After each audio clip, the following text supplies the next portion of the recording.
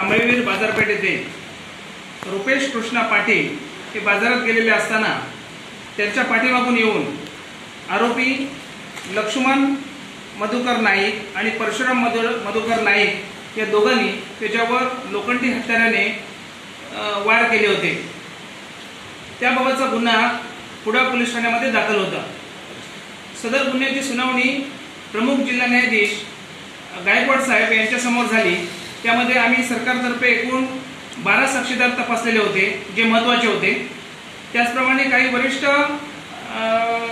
न्यायालयाचे निवाड्यांचा सुद्धा याच्यामध्ये आधार घेतलेला आहे आणि युक्तिवाद केलेला आहे।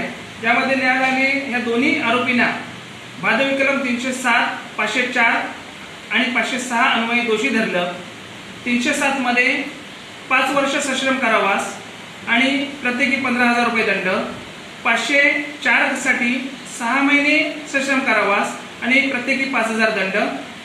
त्याचप्रमाणे कलम 506 करता 2 वर्ष सश्रम कारावास आणि प्रत्येकी 10,000 रुपये दंड, असा एकूण 60,000 रुपये दंड अशी शिक्षा झालेली आहे। त्यापैकी 40,000 रुपये नुकसान भरपाई म्हणून फिर्यादीला देण्याचा सुद्धा आदेश झालेला आहे। या गुन्ह्यामध्ये जखमी फिर्यादी त्याचप्रमाणे वैद्यकीय अधिकारी ग्रामीण रुग्णालयाचे आणि तपासित अधिकारी यांचा पुरावा हा महत्त्वाचा ठरलेला आहे। आपण केलेला